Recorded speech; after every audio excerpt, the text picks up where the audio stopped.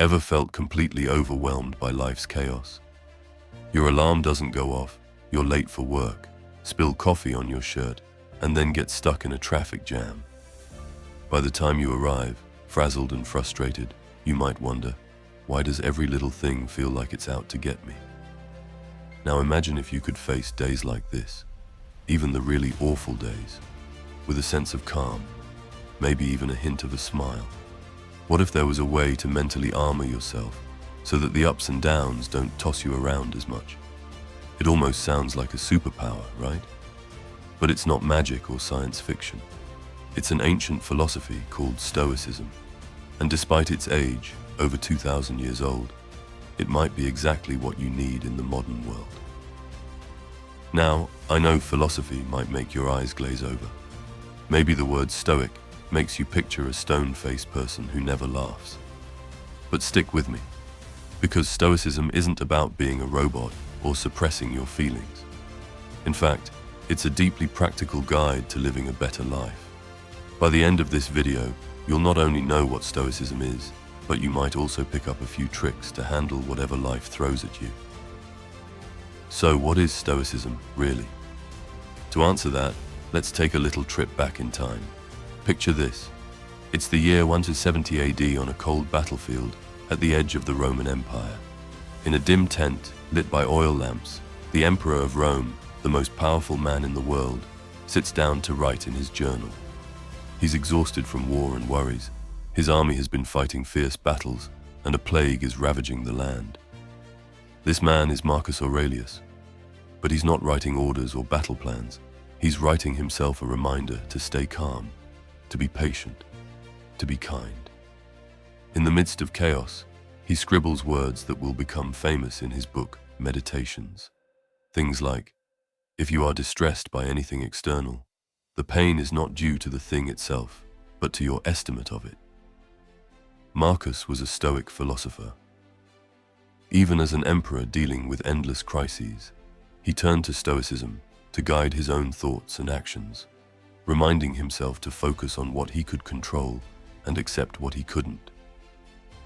Now zoom to a very different scene, a small, humble house in Greece, about 100 years earlier. A man named Epictetus is holding a discussion with students. What's unusual is that Epictetus isn't a free man. He spent much of his life as a slave. At one point, it's said his master cruelly twisted Epictetus's leg. Epictetus calmly warned, "If you keep doing that, you will break my leg." The master kept twisting, and snap, the leg broke. Epictetus, lying on the ground, simply looked up and said, "See, I told you." It's a startling story, but it shows the essence of Epictetus's mindset. Even under horrible pain, he accepted what was happening without anger or despair. Later, freed from slavery, Epictetus became a teacher. He taught that while life can take away your leg, your wealth, your status, it can't take away your ability to choose your attitude and actions. In other words, your body can be chained, but your mind can remain free. And then we have Seneca, a Roman writer and advisor to Emperor Nero. Imagine living in the palace of a volatile emperor, where one wrong move could mean your death. Seneca was immensely wealthy and influential, but he didn't trust fortune. He wrote letters to his friends about how to live well, how to face hardships, and how to prepare for life's ups and downs. In one letter, Seneca describes a practice he did. For a few days each month, he would dress in old clothes, eat very simple plain food, like coarse bread, and sleep on the hardest floor, even though he could afford the finest things. He was basically pretending to be poor even while rich. Why would anyone do that? Seneca was testing himself, training his mind. He wanted to remind himself, is this what I feared? It's not so bad. By experiencing a worst-case scenario voluntarily, he learned that even if he lost everything, he could handle it. That took away some of the fear of the unknown. Pretty clever, right? So we have an emperor, a former slave, and a statesman. Three very different people, living different lives. But they all followed the philosophy of Stoicism. So what exactly is Stoicism, that it could guide all of them. Here it is in simple terms. Stoicism is a philosophy that teaches you to focus on what you can control and let go of what you can't. It's about training yourself to respond to situations with virtue and reason, rather than reacting with immediate emotion.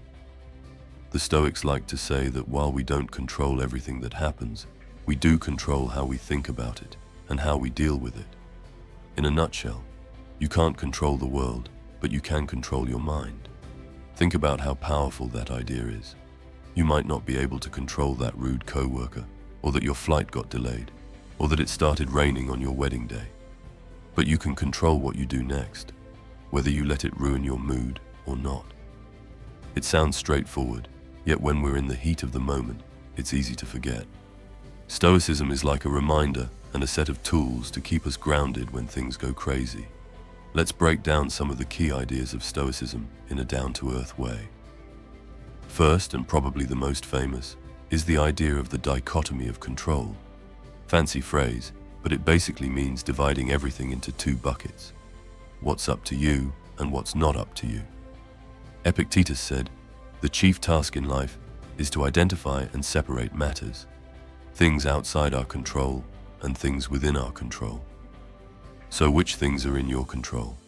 Your own thoughts, your actions, your words, your effort. What's outside your control? Pretty much everything else. Other people's opinions, accidents, the weather, the past, the fundamental outcome of situations. No matter how hard you try, you can't will a storm to stop or force someone to like you.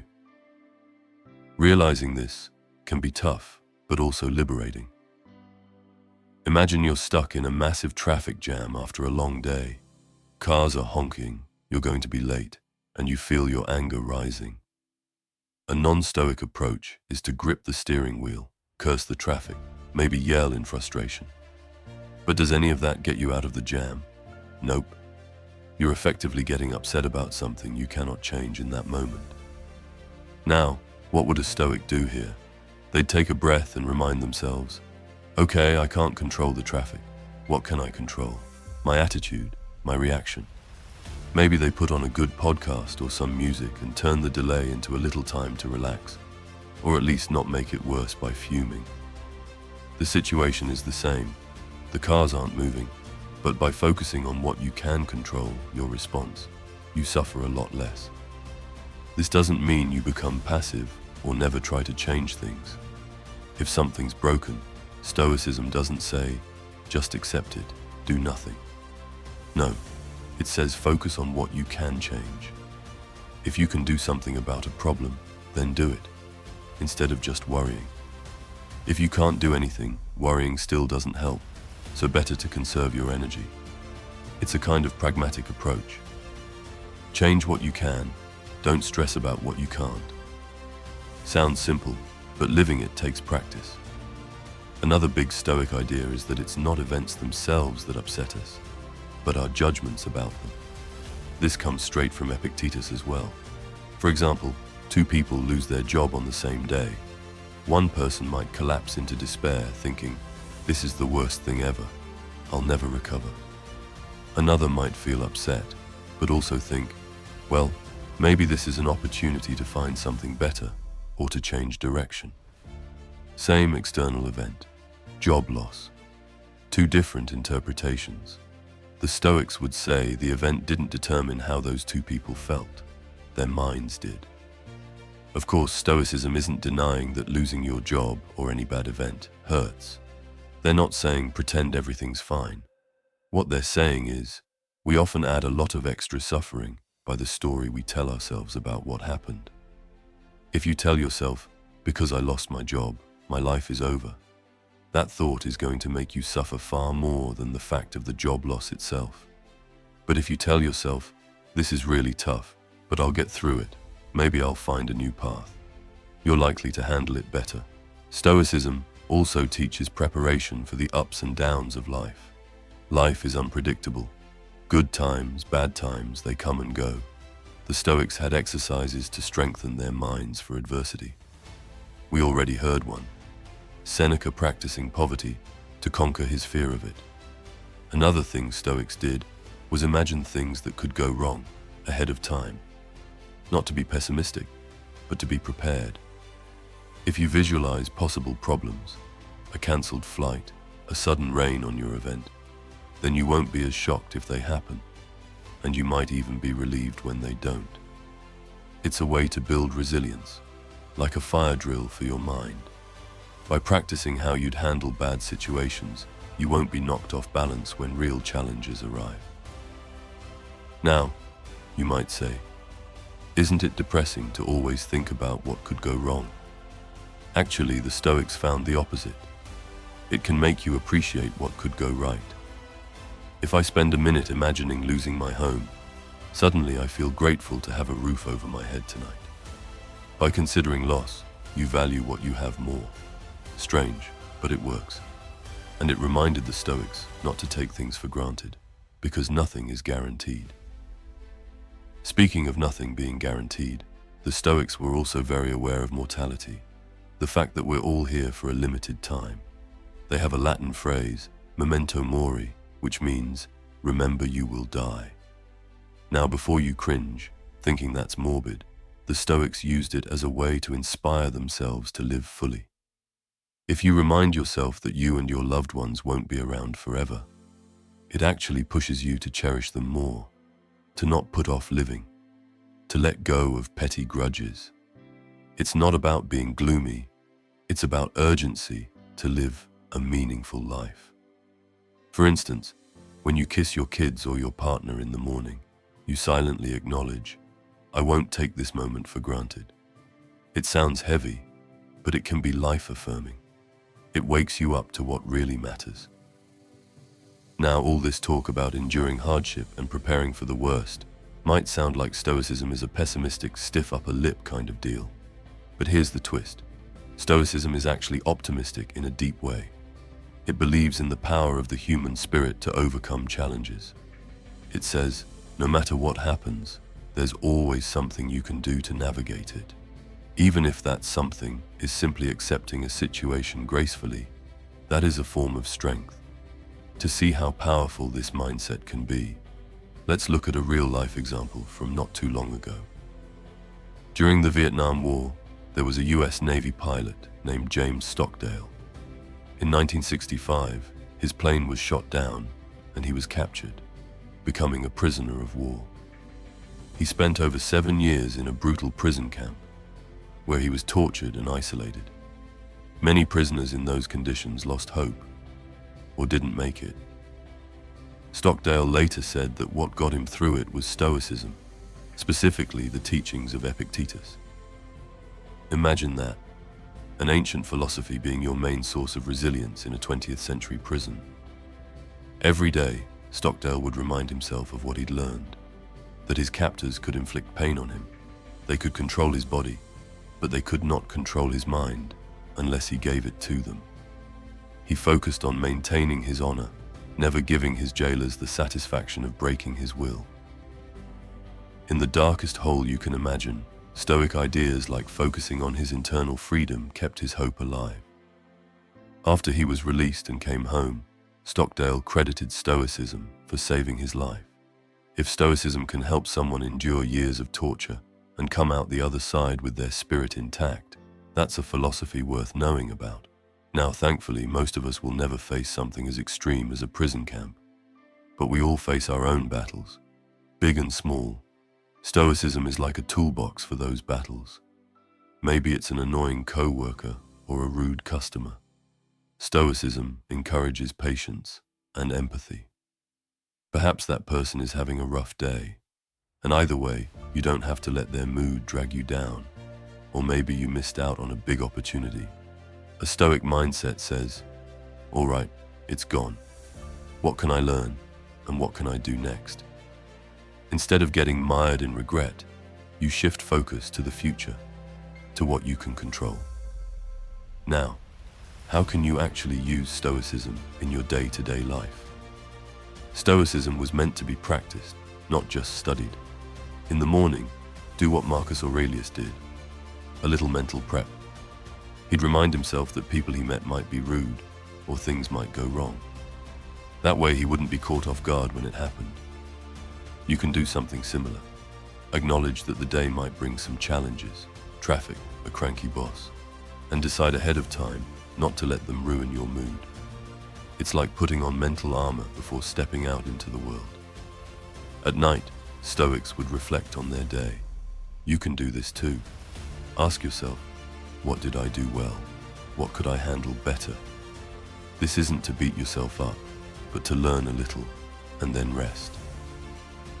Marcus Aurelius's Meditations was basically him doing this each night, giving himself gentle advice for next time. It's a nice way to wind down and clear your mind for sleep. Stoicism also means appreciating the good. The Stoics knew that nothing is guaranteed, so every little thing we get is almost like a gift. If you had a good meal today, or a nice conversation, take a moment to enjoy it. Gratefulness was one of their secret weapons. It makes you realize how much you have, and that strength carries you through the tough times too. Throughout all of this, the Stoics emphasize virtue, which is a fancy word for being a good person. They believe that living with integrity, honesty, courage, and kindness is the highest goal. You might not control if you get sick, or if you die young or old, or if other people treat you unfairly. But you do control whether you remain honest, whether you act bravely, whether you treat others fairly, whether you keep your self-respect. In other words, Stoicism isn't just a life hack for stress, it's also a guide to being someone you're proud of. So to wrap all this up, Stoicism is about recognizing that while you can't control everything that happens, you can always control yourself, your mindset, your attitudes, your actions. Life will undoubtedly have its storms. Stoicism helps you be the captain of your ship in those storms. You can't calm the storm, but you can calm yourself. And a calm captain can navigate even the roughest seas. In practice, it means doing your best in every situation, meeting adversity with patience and courage, enjoying good times with gratitude and humility, treating others fairly even if they wrong you, and learning from your mistakes so you can improve. The amazing thing is, you don't have to be an emperor or a famous philosopher to use Stoicism. Those ancient Stoics left their advice so anyone can use it. Whether you're a student worried about exams, a parent juggling a hectic schedule, or someone facing unemployment, illness, or any challenge. Stoicism says, you got this. You have the inner strength to get through more than you think.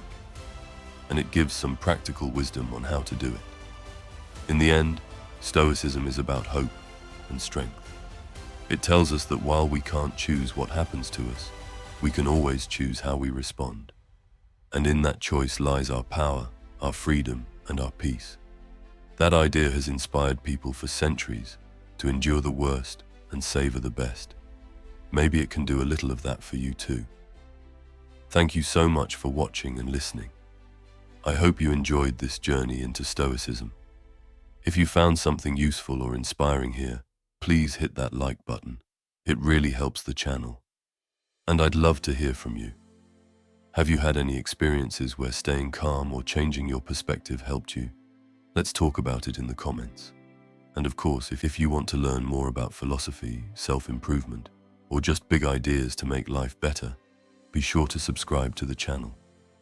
We have lots more interesting content on the way. Thanks again for spending your time with me. I really appreciate it. Stay strong, stay wise, and until next time, take care.